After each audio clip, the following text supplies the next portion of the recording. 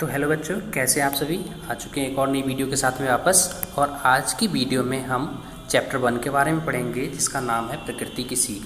प्रकृति की सीख मतलब हमारे आसपास वातावरण में जो भी चीज़ें पाई जाती हैं, हम प्रत्येक चीज़ से कुछ ना कुछ सीखते हैं।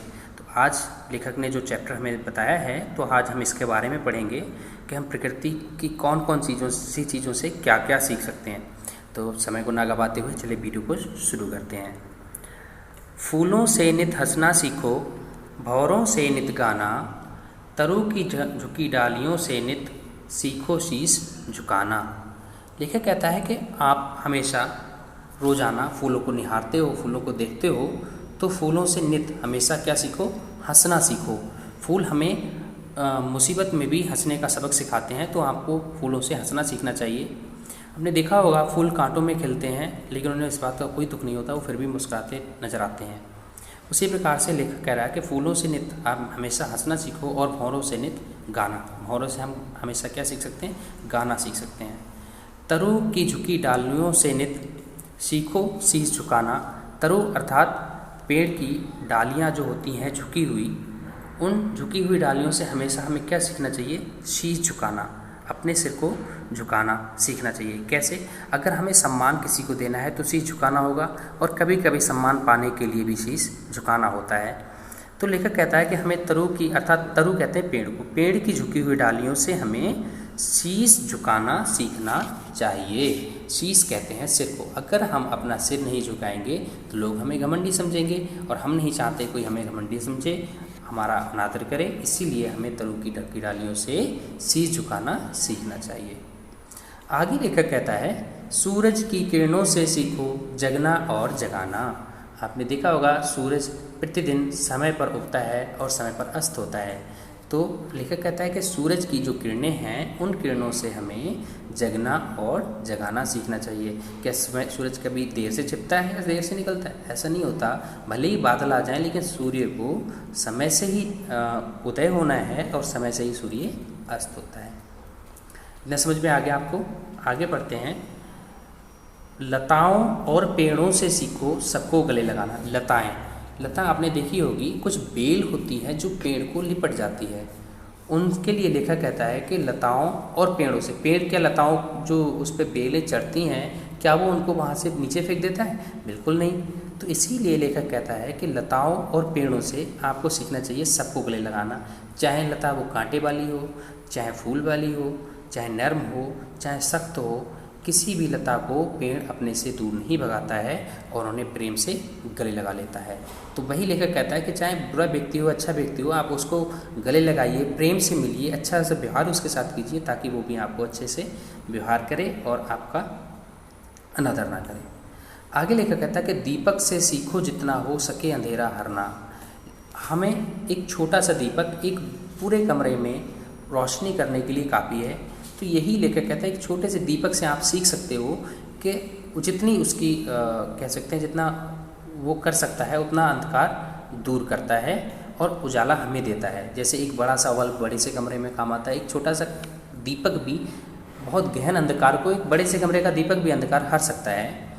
तो हम यहाँ से सीख सकते हैं कि जितना हमारा वश है, हम उतना काम आसानी से कर सकते हैं।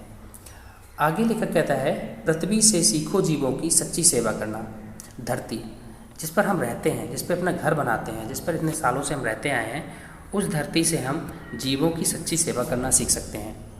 क्या धरती जो हमारी सेवा करती है, धरती पर हम रहते हैं, क्या वो उसके कभी पैसे मांगती है या वो कहती है कि हमारे ऊपर मकान मत बनाओ? नहीं, वो निस्वार्थ भाव से सेवा करती है। हमारे लिए जल, अन्न, तरह तरह की वस्तुएं हमें पृथ्वी से ही मिलती हैं। तो हम पृथ्वी से जीवों की सच्ची सेवा करना सीख सकते हैं। तो इतना आपको समझ में आया? अगर समझ में नहीं आता है तो आप कमेंट में लिखिए, I will tell you there. मैं आपको वहाँ पर इन्फॉर्म कर सकता हूँ, आप मुझे कमेंट में लिखिए। आगे लेखक कहता है सच्ची सेवा करना। आगे लेखक कहता है, जलधारा से सीखो आगे जीवन पथ पर बढ़ना। जलधारा अर्थात जल की धारा कभी भी अपने रास्ते से पीछे की ओर नहीं हटती है, रास्ता बदल देती है लेकिन आगे जरूर बढ़ती है। तो जलधारा से हमें अपने जीवन पथ पर आगे बढ़ना सीखना चाहिए, चाहे जीवन में कितनी भी कठिनाइयाँ क्यों ना आए। कठिनाइयाँ हर किसी के जीवन में आती हैं और हम कठिनाइयों से सीखते हैं, मुसीबतों से सीखते हैं, उनसे घबराकर हमें पीछे नहीं हटना चाहिए, आगे बढ़ते रहना चाहिए। अगर मुसीबतें नहीं आएंगी तो हमें जीवन जीने का अनुभव कैसे आएगा?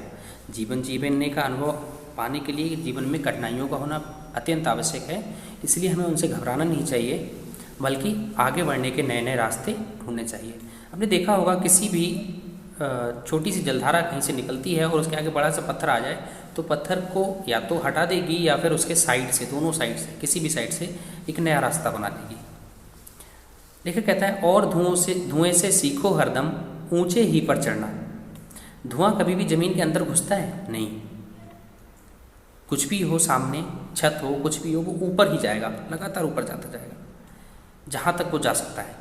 तो धुआं हमेशा ऊपर चढ़ता है। हमें चाहिए कि हम अपने मकसद मंजिल की ओर आगे बढ़ते रहें, ऊपर की ओर बढ़ते रहें, हमारा नाम हो, सभी लोग हमें हमारे नाम से जाने, प्रसिद्धि हो जाए। इस तरह से हमें कार्य करते रहना चाहिए और अपने जीवन को सार्थक बनाना चाहिए। सत्पुरुषों के जीवन से सीखो चरित्र निज गढ़ना। सत्पुरुष कहते हैं महापुरुषों को, अच्छे लोगों के जीवन से सीखो क्या? चरित्र। अपने चरित्र को, निज माने अपने चरित्र को गढ़ना, बनाना। सत्पुरुष अर्थात महापुरुष जो हैं संसार में अवतार लेते हैं, दूसरों की मुसीबतों का हल निकालते हैं, दूसरों को जीने की राह सिखाते हैं।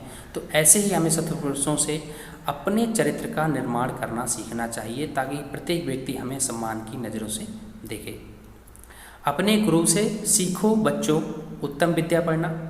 अपना जो गुरु है, आपका जो शिक्षक है, आपका गुरु है, उससे क्या सीखना है? उत्तम विद्या, अच्छी विद्या पढ़ना, ताकि आप ठीक से पढ़ सकें, आपका नाम रोशन हो सके, आप अच्छे से उसको समझ सकें। और अगर आप किसी भी चीज़ को अच्छे से समझ सकेंगे या आप किसी चीज़ को अच्छे से समझेंगे, तभी आप उस चीज़ को अपने जीवन में उतार पाएंगे। अगर आपको कोई चीज़ समझ में नहीं आती है और आपको वही कार्य करने को दे दिया जाए, तो आप कैसे कर सकते हो उस कार्य को? इसीलिए किसी भी कार्य को ठीक से सीखना चाहिए। और यहाँ पर लेखक कहता है कि अपने गुरु से उत्तम अच्छी विद्या पढ़ना आप सीखो, ताकि आप अपने जीवन को भी सार्थक बना सको।